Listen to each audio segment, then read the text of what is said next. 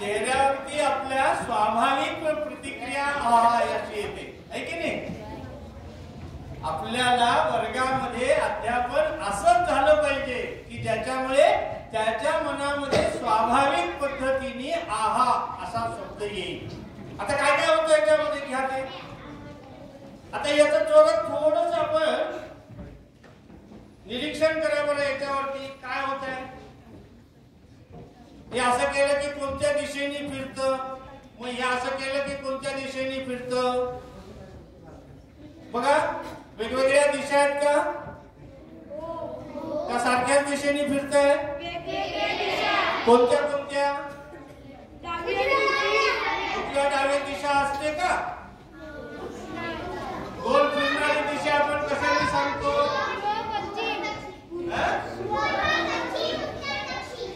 हा बरोबर. जोर से बोलो फिर से. मग आता याच्यामध्ये जे फिरणारी गोष्ट आहे ती आपल्या जवळ घड्याळ असते की नाही. घड्याळ बघितलंय का तुम्ही? त्याच्यामध्ये सेकंद काटा माहितीये का तुम्हाला? तो कसा फिरतो? असा का असा? सांग. अरे बापरे, बघा त्यांनी इंग्रजी शब्द वापरला क्लॉकवाईज आणि अँटी क्लॉकवाईज. बरोबर. मग आता क्लॉकवाईज म्हणजे काय आणि अँटी क्लॉकवाईज म्हणजे काय हे याच्यावरून कळतं का आपल्याला? कसं कळेल सांगा बरं. घड्याळ ज्या दिशेने फिरतं ते तशा दिशेने फिरते म्हणजे ते क्लॉकवाईज आहे, आणि जर ते तसं नाही फिरत असेल तर मग त्याला अँटी क्लॉकवाईज बोलतात. मग आता घड्याळ फिरतं का घड्याळातला काटा फिरतो? कोण फिरतं नक्की? काटा फिरतो, आहे की नाही? घड्याळाचा काटा ज्या पद्धतीने फिरतो त्याला आपण क्लॉकवाईज म्हणतो, आणि त्याच्या विरुद्ध दिशेने आलं की त्याला आपण काय म्हणतो? Anti clockwise. मग असं क्लॉकवाईज आणि अँटी क्लॉकवाईज फिरणाऱ्या ज्या वस्तू आहेत या वस्तूमध्ये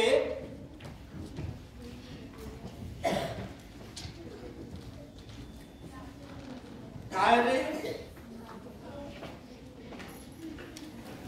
खेळणी आहे.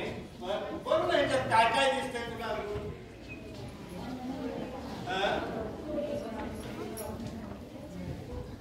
मेरी गो राऊंड. अच्छा, मेरी गो राऊंड आहे का हे? बघा या बरं इकडे जरा ये. इकडे तू अशी लांब इतक्या थांबू नको.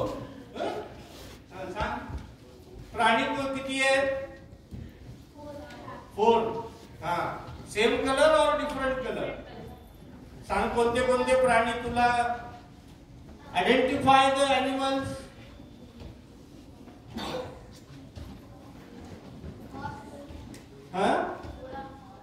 घोडा. अजून हॉर्स. अजून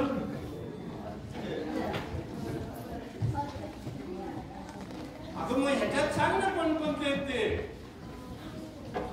वेगवेगळ्या कलरचे अॅनिमल. सांग ना कोणते कोणते आहेत ते. बरं हे कोण फिरायलेत का? नाही. कसे फिरतील? अच्छा, तुम्हाला माहिती आहे म्हणजे. आता हे बघा बरं दाबल्या सगळे जण बसले का तिथे? पण आता हे फिरताना कसे फिरायले बघा बरं. ठीक आहे. क्लॉकवाईज फिरायले. मग ते वर का बरं चाललेत रे? हवा. कोणती हवा? याच्यात कुठं हवा आहे?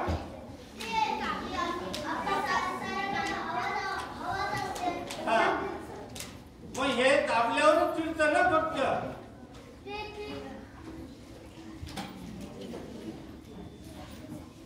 त्याच्यावर सेंट्रीफ्युगल फोर्स अप्लाय होते. बापरे. From which standard you belong? 7th standard. and at 7th standard you studied this centrifugal. क्या बोला आपने? Centrifugal force. सेंट्रीफ्यूगल बोला ना. अच्छा, सेंट्रीपिटल होता है वो एक्चुअली. फ्यूगल ऐसा कोई वर्ड नहीं होता.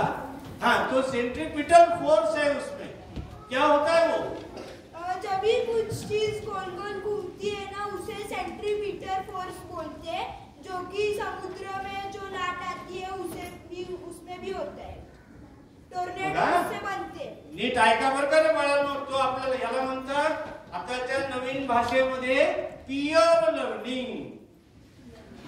एनईपी आपल्याला सांगतं पीयर लर्निंग म्हणजे काय, तर आपल्याच सहविद्यार्थ्याकडून आपण वर्गात असलेल्या इतर विद्यार्थ्याकडून शिकणं म्हणजे peer learning.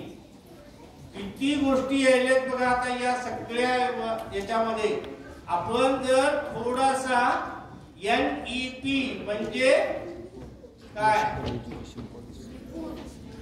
New education policy का, नॅशनल नाही, नॅशनल एज्युकेशन पॉलिसी, याचा जर थोडासा विचार केला तर आपल्या लक्षात येतं की अशा पद्धतीनं वेगवेगळ्या प्रकारच्या ऍक्टिव्हिटी ह्या आपण वर्गामध्ये घेतल्या तर बाकीच्या विद्यार्थ्याकडून सुद्धा शिकायला मिळालं. तुला मिळालं का, त्यांनी काय सांगितलं ते कळलं का?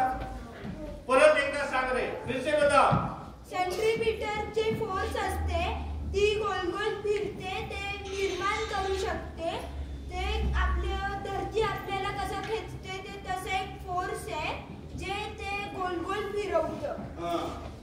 म्हणजे त्यांनी असं सांगितलं की ह्याच्यावरती तू दाबलं म्हणजे काय केलं, त्याच्या भाषेमध्ये फोर्स लावला, बल लावलं.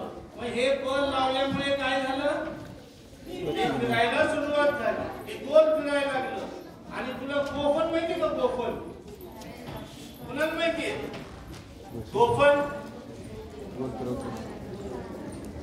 सगळे शहरात येत वाटतं. अरे गोफन कुठं वापरते माहिती का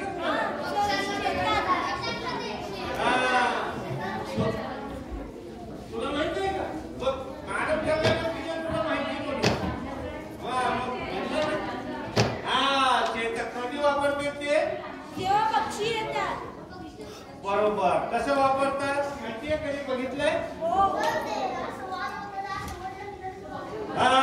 ओढले की त्याच्यातला दगड जे ते कुठे जातो,